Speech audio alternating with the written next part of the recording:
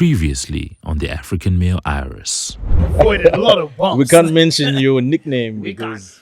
Oh, Tino had a nickname. See, that's the problem with having a high school friend as a podcast partner. But that's not, that wasn't it didn't come from me. That nickname did not come from me. Long as I'm alive, I'ma make a plan. The motherland, the African man. Long as I'm alive, I'ma make a plan. Strongholds to break, got long walks to take. Got no votes to make, we don't bet, we pray. Hey, African man, yeah. African man, yeah. The other aspect I think we wanted to cover was the African male as a son and the responsibilities thereof. So we're saying there's so much that you can learn growing up in the family that you are born and raised in. So as a son to your parents and as a sibling, as a brother or sister, how are you growing up? Are you taking care of your sisters? Are you protecting your sisters? How you behave towards your sister can actually tell you how you're going to behave towards a potential partner. Or wife. Yeah. Are you learning to take care of them? That's where it starts. You need to look at that relationship and your mother, of course, your sister and your mother.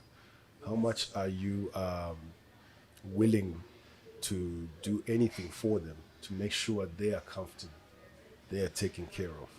Are you doing the necessary sacrifices? Are you creating provision in the house already? Are you helping with the bills? Are you helping with the expenses? When you see something broken in the house, are you thinking to yourself, okay, this chair is not okay anymore. I need to go and buy a chair for this house. So basically where I'm coming from, that it starts in the house that you grow up. Your individuality, your learning how to take care, how to protect, which is what is our mandate as men, to be providers and protectors. Are you doing that for your sisters, your mother? Are you doing it even for the little brothers, for those who are, for example, Prayer was the firstborn? Yeah. Are your siblings already learning from you to say, okay, in an actual sense, is your sister looking at you, Prayer, and saying, I would really like the man I'm going to marry to be like my brother? Are you being that example already? So already how you are behaving in the house and how you are treating your parents, how you are treating your siblings is already an indication of how you're going to be in the marriage. So reflect on those relationships and cherish them and be valuable to them. Then that will actually help you to see or kind of know how you're going to be valuable as a husband or father, basically. You know what, bro? That's it. It's actually sparked like a thought in my head of a very controversial topic. Which is later day broken homes caused by abandonment of culture and assimilation of foreign norms. Right. So essentially, what the conversation is around is actually on how these days it's so easy to let go of the marriage institute. It's so easy, yes, to let go of the responsibility of being a husband and a parent, and that in itself, the result of that is having a lot of households that don't have a male figure. And because a young boy is growing up in a household that doesn't have a male figure, right, there's no one to teach him some of the things that you were saying.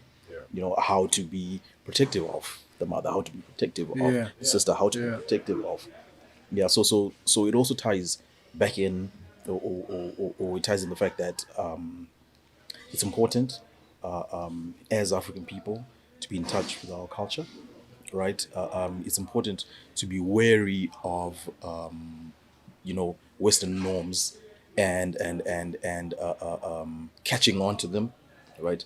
which then affect future generations. Because if you live your wife, if you live your kids, right, and you let go of that responsibility that you have, right, that means that the person that's going to be affected is your son. And when your son is affected, when he can't be the man that he's supposed to be, when he can't be the protector that is supposed to be of an actual family, it's going to pass down to the generations. And there's so many people in that sort of line or anything that man is exposed to is going to be damaged. From relationships, from through to his own son, because for all you know, he's also just going to abandon the woman that Exactly. that is with. So the family that is what with. would you say, gents, to those single mothers who are raising the male child alone? Are we pretty much saying that reach out, to family members that are men?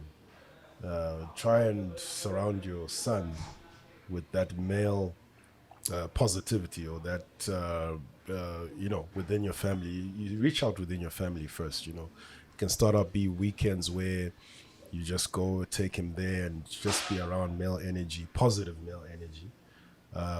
Even some weekends, if it's possible for him to just spend a weekend there with that male figure, and I guess exposing your son to different channels or broadcasts that shape men. So almost like something that will help a single woman, a single mother, raise an African male. I mean, I'd definitely love to hear thoughts Yeah. from single mothers Yes. on Their this perspective. topic. Yeah, Oh, yes. I think Yes, that'd be indeed. very valuable to the discussion. But Yeah. I I think feel like we might not actually be. No, 100%. We Yeah. can't, Yeah. we can't But- Well- no, we can't though. But what we can do is I have to tell you, I'm very passionate about this. yeah. I have a beef Okay. with the single mothers that will post themselves on Father's Day and say, I've played both roles and blah blah blah. They're coming for you. I'm ready. I'm ready because you know what? The role of a father is the role of a father. It's very simple. true. If there's no father, there's going to be some problems. It's a reality. It is a fact. And I think that it gets twisted because maybe the relationship didn't work so well, and then this woman is really angry or bitter against the father, right? Rightfully so. Yeah, I rightfully think they so. do. Yeah. But to then assume that your role in raising this child is going to be enough and you can play both roles is really not true. I mean, I've seen a lot of jokes around it because, every time Father's Day comes around, there's always some meme about, hey, single mothers, blah, blah, blah. And I feel like there's definitely a lot of downside in being a single mother because you have no choice. You're in that situation and it's a reality to you. It's your everyday reality. And you have to step up. Yeah, as well. and I think it's not easy to be in that situation, and I think that's why I'd really want to hear what Their side of it. what the thoughts are on raising a young man and what it's been like and what it is like every day when you realize. Because this morning I remember watching this video, and there was this kid and he was throwing a tantrum. He's like a 3-year-old, and I have a 3-year-old son, so it was interesting to me. And the mother saying, "You need to go to bed." And saying, No, I Dad, won't. he's shouting, right? And then the dad just comes and goes, Go right now. and then the guy just gets up immediately right there. gets up, goes into the bed, and I thought to myself, shucks. Yeah. So if the husband wasn't there, she would just continue trying to instill this. But women have more of a nurturing spirit than anything. So it's something that might not be inherent in them. she couldn't possibly Yeah. do that. But Just yeah, come and she go, won't. you And know. be like, I mean, yeah, some mothers yeah. are strict and they can enforce discipline, but I feel like there's definitely something that we need to do better as men, because usually those kind of situations are from a man who's caused it. I see it another topic for discussion. Yeah, it's around- definitely something we're gonna need to. I think we just I need to see get this in- enough voice notes from you guys. Yes. Let us know if you want us to get into that topic. I feel like it's something that sort of is a ripple effect of when the male identity is off. Is off. Yeah. I see two topics there. There's one about single mothers and how they're faring, as Yeah. being both the mother figure and the father figure Yeah. in the household, and then also roles in the family in itself. What roles should a woman have, and what roles should a Yeah. Oof, that's men deep, have? man. Yeah, Yeah, I think that's definitely. that's a Definitely. topic that we can actually dive Yeah. into. Yeah. All right. Can I? Oh yes, Of course. You are. For me, it's three things. Uh-huh. I think, firstly, I think Prayer said it. We do need to be sensitive about the trauma that men, especially deadbeat fathers, do cause, women, because 100%. for a lot of And their kids as well. yeah, Yeah. because for a lot of your single mothers, there is a man that she had invested to say, this is the person that will, take care of the family, the kids, and that guy doesn't step up, right? Yeah. So, you know how it is. A lot of people, twice bitten, twice shy. That whole thing where, you've done the trust thing once, and you're like, never, I'm never I'm never again. doing it again. I've been burnt way too much, and I'll never do it again. Do it again. But I was then, thinking of, and I'm sure we'll get lots of feedback from this, but I know what one single mother that I know personally has done is, instead of, let's say, looking for like one person, she has tried to find like a community Several of father gents. figures. Oh, Yes. around. Oh, yes. Yeah, where she like picks a quality to be like, okay, fine. I think, Tino's very organized, and I'm gonna, try and see if he can instill that sense of discipline into my son. Right. Slim is, he's here for the vocabulary. Maybe he, He's here to expect great. that type of thing. So I've found that that to be a very interesting way of, instead of trying to find that one person, because you might be placing too much expectation on an uncle or a brother or whatever, but if at least you can piece it out, Yeah. then you get that. But I was then going to say that my last point is, I think as a topic, inside that whole conversation is, what is the role of men in calling out other men for not stepping up for their kids? Oh, yeah. Of course. Oh, yeah. Yeah. Oh, yeah. I don't know. And there's also an interesting flip side to that, which is because I always like to, I'm not one for like extreme opinions, because I always feel like there's always a flip side, and so there might be a perspective that's not privy to you, so you kind of don't see it. Yeah. But I feel like I always argue both sides, whatever it is, whatever topic it is. I'm always going to try and let's look at the victim sides of the and coin, then yeah. see what they've gone through and hear their story. Let's also look at the fact that, are they really a victim, or did they actually bring this on themselves? Because sometimes you will have a single mother who's going to be like, yeah, your dad was toxic and what. And then you grow up. And like, I actually have a friend who said to me, the older I got, the more I thought my mother was toxic to my father, and she Exactly. drove him away. Yeah. And she never allowed me to have a relationship with him. With him, So I would yeah. try and reach out, I'd try and ask, and she would never allow me.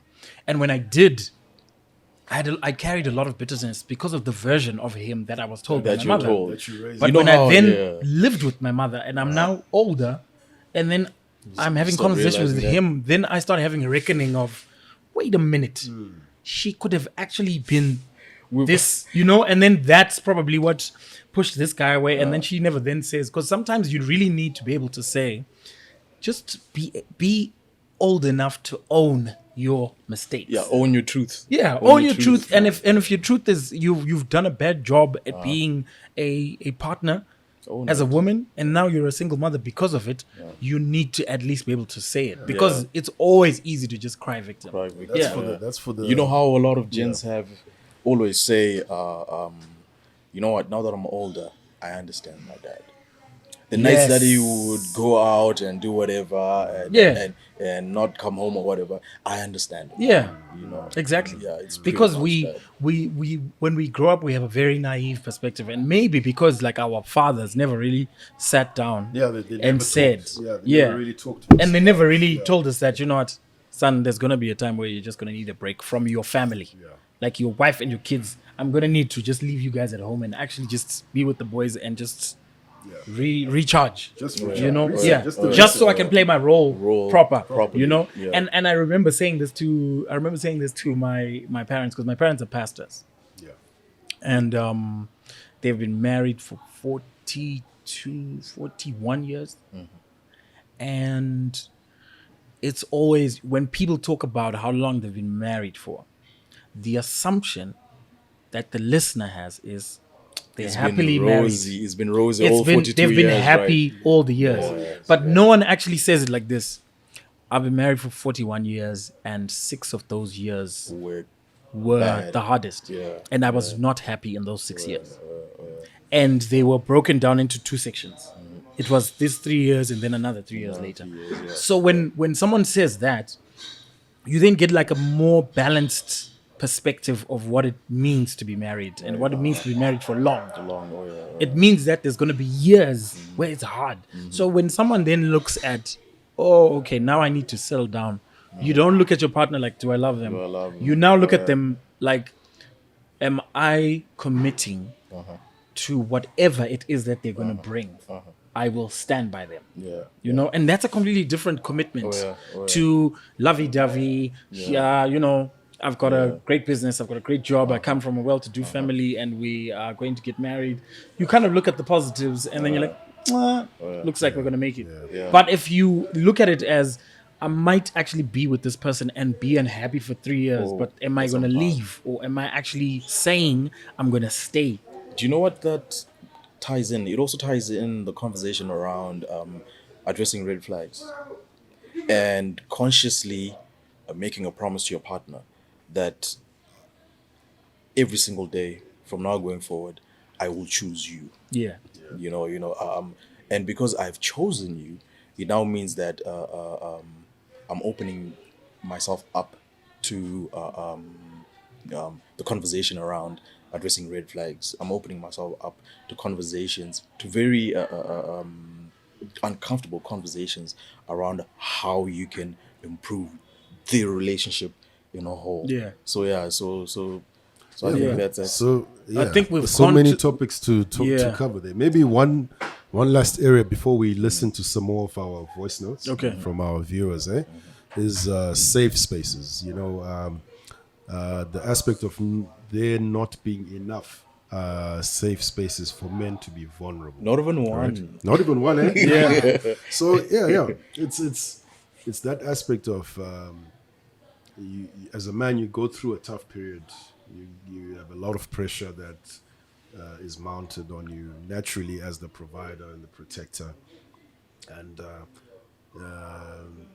most times there's so much you can say to your partner or your wife without then necessarily getting them worried. Oh yeah. You know, Of course. because women worry. They worry, and maybe a topic for another day. When a man does not then fulfill his duties as a provider or protector, that's when the masculinity of women when they become more masculine, because now they have to be They have to stepping fill in that role. They have to fill in that role. Yeah. And do some of the things that possibly as a male you are supposed to do. So I guess yes. it comes down to that phrase that says that everyone wants an alpha male. Everyone wants Exactly. the alpha male. And yeah. that is why it's difficult to find safe spaces. Yeah. Because who are you going to talk to? everyone man? wants an alpha male. So Yeah. even amongst gents, like without even bringing women into the conversation, if we just sat down and just had a bunch of drinks and these wings and fries and samosas, off the grid. yes, Off the no one's grid. gonna want to come across as the weakling and just complain about everything. Of course. Yeah, You know, of course. no one's gonna be like, guys, you know, I'm late I don't on have my rent for things 4 together. months. Oh yeah. You Oh, know, yeah. Oh, yeah. and I'm you know, things are really not working out at home. Like my marriage is on the rocks. Yeah. You know, like you could say that to your really close homie, tight, yeah. but to be able to just say it in a group where we're just casually talking and we're just, you know, saying, how you doing, how's everything, Yeah. you know, everyone's gonna want to come through as no, I'm good, you know, just you know, life happening, but I'm all right, because So, you always yeah. want to save face. And I feel like the moment you are around like authentic gents, you know, and you sort of share your vulnerabilities and just say, you know, this is what I'm struggling with or whatever. And then you get someone saying, I've gone through that, bro. I mean, it's tough, but this is how I got This is through it. how I got. Yeah. And then that becomes a safe space. Yeah. So I feel like the first step of creating a safe space is being able to be bold enough to be vulnerable yourself to somebody else. Somebody else. Yeah. Because it's almost like when we talk about safe spaces, we always look outwardly and expect someone else to create them. You know, we always expect somebody else to sort of create the safe space. And because they're creating the safe space, you are going to wait. You know, you're going to wait until they start. And if no one starts being Then vulnerable, there's no you're going to hold back. conversation around it. Yeah. And so I think Yeah. the creation of safe spaces is definitely you taking the first step of saying, this is what I'm struggling with. This is where I'm at. This is what's, you know, what's going on. All right. So I think let's just hear some of the voice notes that came in Sure. surrounding our topic. And the first we heard from Bridget initially, where she was for this topic, and we're going to also listen to Joao Stefan. Right. Hello, gents. My name is Joel Stefan from the Republic Democratic of Congo. I reside in Midrand, Johannesburg, South Africa. I'm a French-speaking man. I'd love to give my insight regarding today's topic, the African man identity. I will talk about the modern African man, not the traditional one. The old traditional man was served, was feared, was not accountable to his family, but the modern African man must be accountable to his wife and children, must be a love giver, is the one who goes beyond providing and protecting, but he ministers love and he serves his family. It's not that lion who scares everyone, one that is the one who must be friends to his wife and to his children. Thank you. Wow. He brings a totally different dynamic here. Thank you, Joao, for your comment. You know, and some of us, sometimes we raise that argument to say, why can't I be just like how my father was or grandfather was? For me, it's enough. It's enough to just provide financially. And that's something, I think that's something that still resonates with modern African men, that as long as I'm putting food on the table, Then that's enough. that's enough. That's enough. I'm doing a lot. I'm taking you kids to school. I don't have to, you should not expect me to be there emotionally, to be doing all these things around the house, to be present all the time. I'm doing my job. So And- that's where Joel's coming in. Like, it's now more than that, especially in the 21st century. Oh yeah, you know what I believe is the biggest push factor when it comes to that. It's because the woman that we're now dealing with, the modern day woman, has also changed. You know, she's not like the woman that our mothers or generations before that were. She's now a working woman. She's got a career going on, and it's and obviously the very controversial topic around gender equity or gender equality rather. Yep. I always believe it should be gender equity, but it kind of like builds a question in the modern day man on whether he should remain that fearless, or rather that feared man that's providing for his family, right? Versus sort of taking on other responsibilities that ordinarily would have been for the woman in the relationship. You know, that's the crazy, or should I say, the juxtaposition that a man is constantly or constantly has to face, because you're in a modern environment, right? What you see as normal is obviously what you ingested when you were growing up. You know, you see your father behaving in certain way, and also instilling those same values to you. So you're growing up, right? You're the alpha male in quotes, right? But then the woman that you're with right now is a totally different woman from what your mom was, right? And then to also add into the mix the issue around culture. You know, as Africans, we all know that, part of the African culture kind of puts woman in a position where she's secondary to a man. But nowadays there's a culture shift. Like I mentioned before, women are now career driven, etc. So as a man, how do you balance the fact that you've grown up to know your role as a man in the family in this manner, but then you are faced with being with a partner who's also changed, or it's a woman who's changed from the woman that you know of in the form of your mother. Do you get what I mean? I feel like that's like the difficult conversation, or it's now a matter of how do you navigate through those murky waters as a man. I think, I actually think that it's, I think we have that problem because of a lack of honesty just in how you handle relationships. I think I've seen this like across business relationships, business conversations, where when the two of you meet and you want to build something or you want to be part of something, you ought to have the most honest, ruthlessly honest conversations right from the beginning, where you say it like it is. And if you're going to be a cultural, typical African male, like what Joel was saying about the past identity of what the African man was, he was like feared, if you still want to have that whole feared thing, are you going to get a partner who's going to actually appreciate that? Because in some instances, that's dynamic could work, because maybe she's also very traditional and she wants a man who's carries that kind of vibe.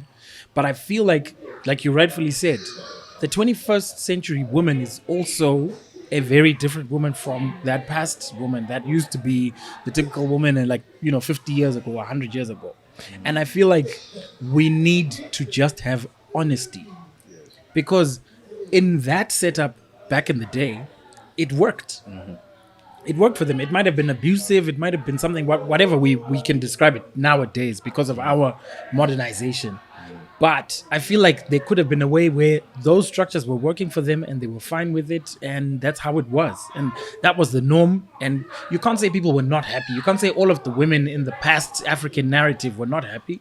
No, I mean, I'm sure all. some of them were happy and some of them were happy to be in polygamous relationships, because that was the norm. That was fine. That worked. And, it might have worked for them. But I feel like the moment we just have an honest conversation. So, back in the day, if that guy said, I come from a family where we have many wives and I'm going to have many wives. So if you want to be my wife, then you have to know that, I'm going to get another wife. If you're not okay with it, then, you can hit the road, It Jack. is what it is, And then right? she says, no, it's fine. I get it. can handle I'm in, right? And then if both of them agree and the relationship works, it works. Yeah. But we just need to have some level of honesty when we get into relationships. And the relationship also includes being a father. Like, you need to actually say, before, this is for you, Slim, because you don't have kids yet. You need to be able to say to your partner, this is the kind of father I want to be. Because what that does is you have the conversation before you take on the role. And what happens is, I think, like I said at the beginning of the show, that we slowly have extra roles that are piled onto us, and before you know it, you have to know what it's like to be a husband. But it's your first time being a husband, and you haven't really had too many conversations from people who are being real about it. So you start learning as you go, and then the more you ask around, then you start realizing, oh, this is a very normal thing. This is actually a normal thing in marriages. Oh, every marriage goes through a rough patch, things like that. And I feel like you're still learning to be a husband, and then now you have a kid. You're still learning to be a husband, but now you have to learn to be a father. But you're still the individual, you're still the sibling, you're still all of those things.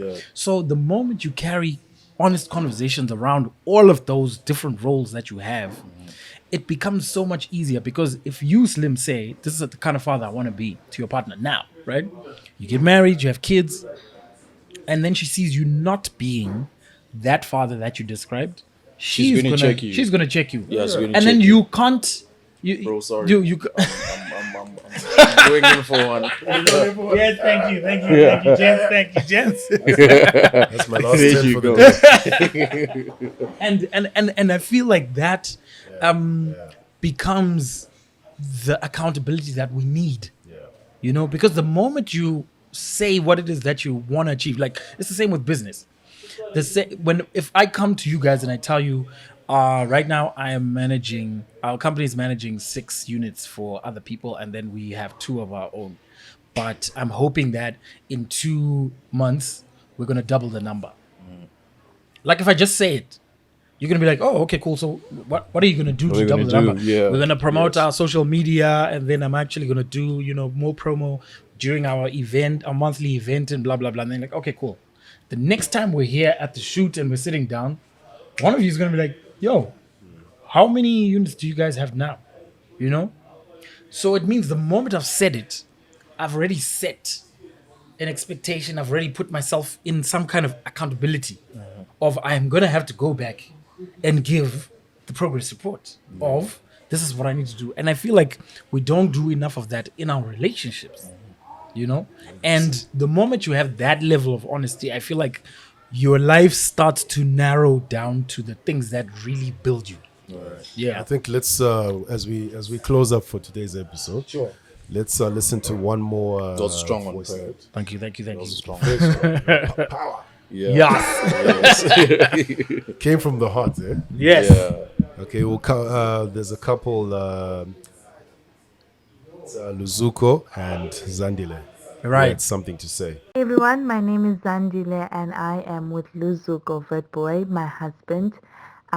We are originally from South Africa, and we have recently moved to Australia, Brisbane. And the first topic that we would love to hear about would be individual identities as African men. And this is because I'm really interested in understanding where we're coming from before, and this will help me understand the current state, and also how our roots can kind of be a driver to our future as well. So that is my opinion, and that's what I would love to hear first as a kickoff conversation on the podcast. I'll just hand over to my husband. Yeah, so I'd like the same conversation as well. I mean, reason being is that as my wife was saying, to understand, a lot of things that happen, you have to kind of go back and see, what we are made of. In this day and age, we face a lot of identity crisis, and the more you know about yourself, where you come from, I think it would be a valuable, piece of information for a lot of black, males and also females, in making those strides forward. Perfect. Thank you so much. So that's what we're going for. All right, that's thank you for those. Thank you guys so for that. much. Thank you so much. thank It's you just for nice to hear that there are people out there actually watching and listening in. Oh yeah. We appreciate Man. that. Please continue yes. to We like, definitely continue to appreciate that. subscribe. Yeah. Yes. All platforms, you'll find us with the name The African Male Male Arrows. arrows. I just want to say to the last voice note that we heard, I guess the key or the key points to take home is the cliche term, for you to know where you're going, you've got to know where you're coming from. I have a thing about cliches, right? I know the term is coined around sort of pushing down on or looking down upon things that are recurring norms, but cliches are cliches for a reason. Cliches are cliches because they work. Cliches are cliches because, like we said before, the way that life was lived 2,000 years ago is the same way that life is lived now. And it still nothing comes. new under the There's sun. nothing new under the sun. It still just comes back to the point that for you to know where you're going, you've got to know where you're coming from. You've got to know who you are. That's the best way you can actually mold or build around the person that you want to be. 100%. Yeah. 100%. Do you have another one too? I think I have one final one. Good afternoon. My name is Thembalihle Zolonke, born and bred in the Eastern Cape, in a place called Ndungunyeni. First of all, I grew up with a lot of cousins at home, and we would always be told stories of how we, as a clan of Amaxhosa, came about to be where we come from. And we were always reminded of why it is important for us to always remember where we come from. And there were times when we would go for initiation school. Even there, the whereabouts of an African man are always imprinted in the mind of a young man. Secondly, an African man needs to have a vision. Unfortunately, growing up, also our fathers worked in mines, so we were normally told that an African man needs to feed his family, be a leader in the house, and always lead by example. The unfortunate part was our fathers never received love or were able to give love to their own kids, because they were always told an African man cannot be weak. An African man does not cry. That's interesting because Timber here has brought a dynamic probably that our fathers and forefathers were taught by the men back in the day to say you need to be, you can't show weakness, you cannot cry, no emotion. And that's a burden, I think, that men faced back in the day. You had to portray this hard shell, and it comes back to the pressures of men with the issues of mental health and vulnerability. That with the modern day and the 21st century, what we were just saying about the presence of an African male to the family, and you being able to open up about the pressures you feel. It's okay for us to cry. It's okay for us to show emotion, and that's very important, I think, for the modern day man to understand. Yeah, I think since we're closing the show, I think the key thing just from the entire show for me was being able to understand the importance of having balance. Balance, yeah? I really liked the first one, Joel. Joel, Yeah, I liked it because he spoke about the fact that you have to have authority. You have to lead. But you also have to love. You also have to be vulnerable. You have to be real. And you have to be friends And with you your have wife. to be your able to be kids. friends with your kids and your wife. Yeah. So meaning that there's definitely some things that we can take from that African male that where we came from, good things about which it, is yeah. exactly what our identity is. Being able to understand that we actually do come from alpha males. We come from men who are strong. Yeah. They were strong, and they were not perfect. Neither are we. Yeah. But we just need to understand the importance of that balance of being able to know that I need to be strong when I need to be strong. I need to be gentle when I need to be gentle, and I need to learn the timing for both. Yes. You know, I need to have a vision, but I also need to be flexible.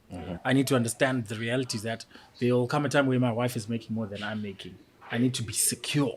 Exactly. You know, I need to be able to handle it. Exactly. I need to also be able to, like, just the general balance of being able to be honest and to be able to take on leadership, to be open-minded, to also be open-minded to the point where if you're wrong and you've taken a decision and it's gone bad, you can own it and Yeah. say, you know, I took this No, decision. it's You okay. said maybe it might be a problem, and I said we're gonna go this direction. We did, and it did not work out. yeah. You were right. I take You were right, full and I responsibility take for full it. responsibility for that. Yeah. And I think that's a commendable thing. And sometimes we then choose to be strong when we don't need to be. Like in that situation, you need to be real, and you just need to be honest and own your truth. So yeah. I think that that's very important, because there's one really deep quote that I always like. This thing bugs me, guys. Every time I think of like the smallest, almost insignificant thing, this quote always rings. It says, "How you do anything is how you do everything." Yeah.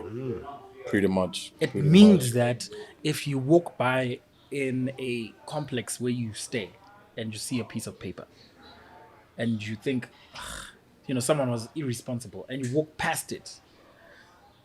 For me, I can't, like, it just haunts me. I just end up going back and picking that thing, going, Picking it up. you know what I mean? Because I'm like, if I can fix a small thing, then no one else has to complain about litter, because I've fixed it.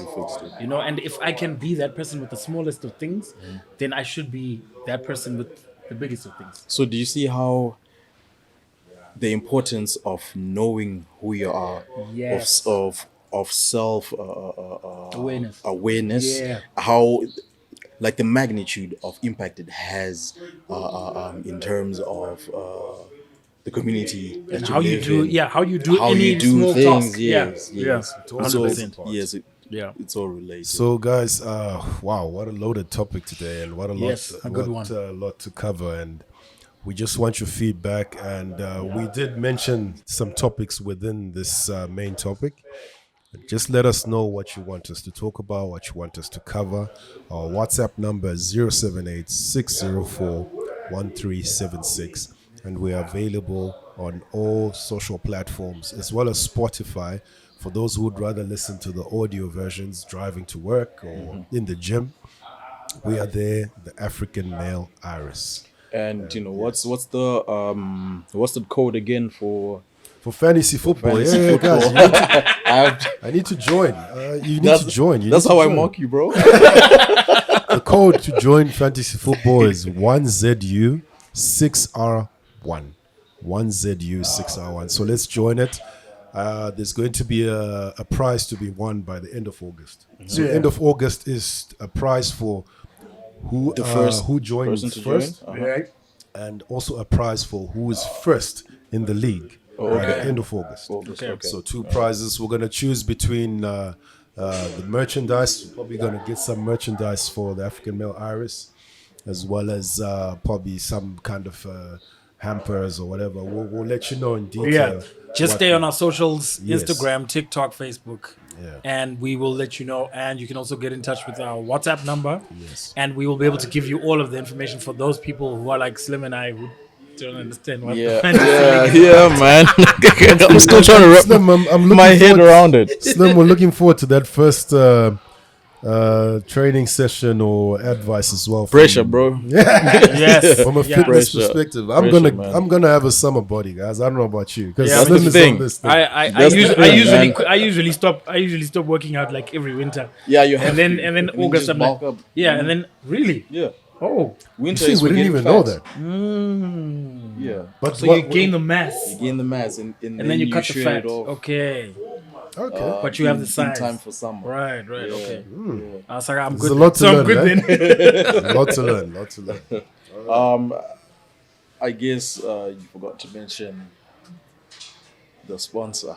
Ooh, OTG. We did mention OTG in the beginning, but you have it's to bring also it back good again. to always mention them.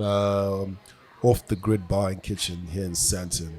Beautiful place to bring your partner, your wife, the guys, just to hang out for a beer. They have the quiz nights. A quiz night on Tuesday, I think, or Wednesday. Then they have speed dating. They have karaoke on Thursdays. Yeah.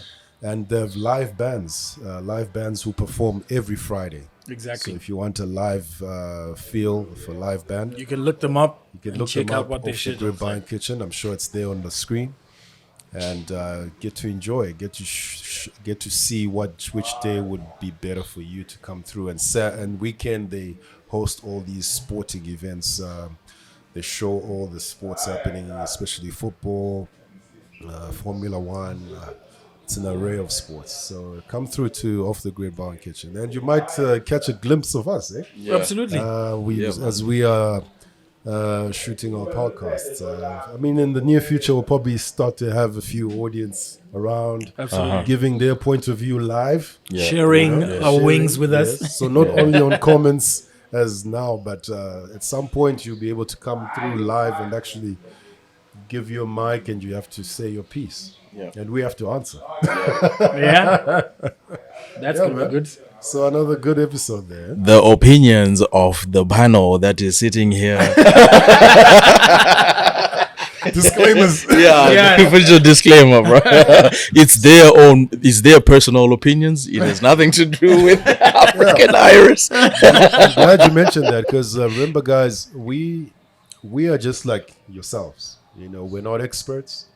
We are just middle-aged African men who have had experiences, who've shared information with other African males and elders, and what we bring to the podcast is a bit of I guess a platform for conversation. platform for conversation. Absolutely. No one is right, no one is wrong. Opinions matter, and you're entitled to your own opinion.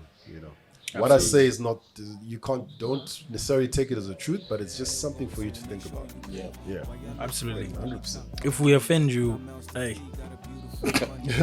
They're coming for you, Pray. I'm ready. telling you, they're coming for you. So much. See you next time for All right. Episode number 3 next time. Absolutely. Yeah, 100%. we're out. sweet. Cheers. Here's the main event. I work hard, I'm blessed, let me vent. Greatness in my hands, got it by the neck. The motherland, the African man. Long as I'm alive, I'ma make a plan. The motherland, the African man. Long as I'm alive, I'ma make a plan. Strongholds to break, got long walks to take. Got no votes to make, we don't bet, we pray. Hey, African man, yeah.